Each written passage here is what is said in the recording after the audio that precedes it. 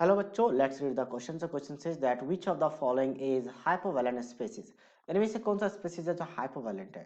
सो हाइपोवैलेंट basically वो होते हैं जिसमें number of electron less than 8 हो। लेस देन क्या हो आपका 8 हो, किसमें? In the bonding. और ये कोवलेंट कंपाउंड के लिए डिसाइड होता है। कोवलेंट कंपाउंड के लिए डिसाइड या फिर डिफाइन किया जाता है हाइपोवैलेंट या हाइपरवैलेंट। हाइपरवैलेंट क्या होता है? जहाँ पे नंबर ऑफ इलेक्ट्रॉन 8 से ज्यादा हो जाए और हाइपर मतलब कम हो जाए। और प्रिसाइज जो आपके पास नंबर ऑफ इलेक्ट्रॉन एग्जैक्टली 8 है तो उसे प्रिसाइज कहेंगे। ऑप्शन ए की बात करते हैं। एल्युमिनियम के आउटरमोस्ट में होता है टोटल 3 इलेक्ट्रॉन्स, जिसका इलेक्ट्रॉनिक एटॉमिक नंबर 13 होता है। इलेक्ट्रॉनिक कॉन्फिगरेशन लिखा जाता है 1s2 2s2 2p6 3s2 and 3p1। 3 electron outermost में है तो ये इजीली 3 इलेक्ट्रॉन्स को लॉस कर सकता है और एल्युमिनियम प्लस 3 बना सकता है, जहां से आपका आउटरमोस्ट बन जाएगा 2s2 2p6, जो कि ऑक्टेट कंप्लीट है। और फ्लोराइड के आउटरमोस्ट में अगर ये 3 इलेक्ट्रॉन्स को गेन कर ले, जो 3 इलेक्ट्रॉन्स इसने लॉस किए हैं, तो इसके आउटरमोस्ट में क्या होता है आपके पास 2s2, यानी कि ऐसे लिख देते हैं एटॉमिक नंबर 9 है तो 1s2 2s2 एंड 2p5। तो एक इलेक्ट्रॉन गेन कर लेते यहाँ पे क्या बन जाएगा? अच्छा F नेगेटिव यहाँ पे आएगा। F negative after gaining the electron, तो ये बना लेगा 2s2 2p6, इसका भी ऑक्टेट कंप्लीट। तो ये आयनिक बॉन्ड बना लेती है।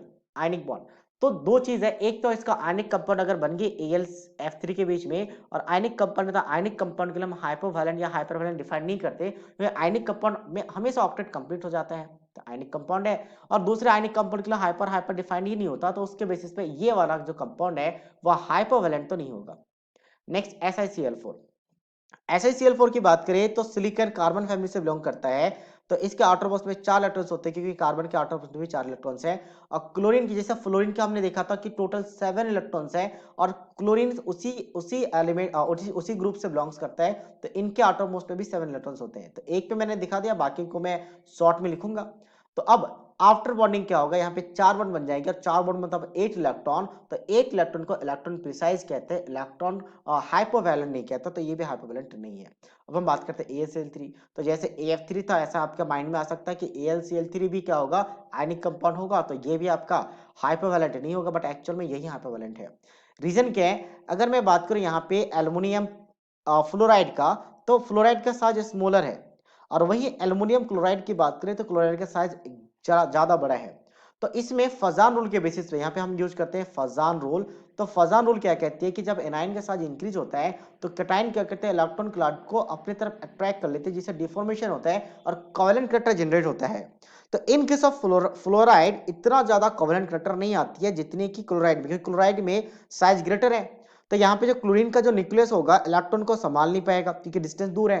तो इसलिए आपका जो न्यूक्लियस होगा किसका? एल्युमिनियम का, वो इसके इलेक्ट्रॉन क्लाउड को बहुत ज्यादा डिफॉर्मेशन कर देगा, तो कोवेलेंट करैक्टर बहुत ज्यादा आ जाती है। इसलिए एल्युमिनियम क्लोराइड में मेनली कोवेलेंट कंपाउंड देखा गया, और कोवेलेंट कंपाउंड बनाएंगे तो 3 बॉन्ड है, मतलब 6 इलेक्ट्रॉन है, तो हाइपोवैलेंट कंपाउंड बन चुका है। अब SFX की बात करते हैं, तो यह हाइपो नहीं है, हाइपर है। हाइपर जहां पे 8 इलेक्ट्रॉन ज्यादा हो जाए। ऑप्शन डी की बात करते हैं।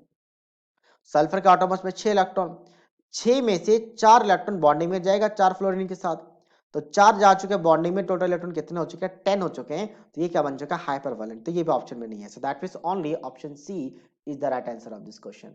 सो I hope you understood it well. All the best.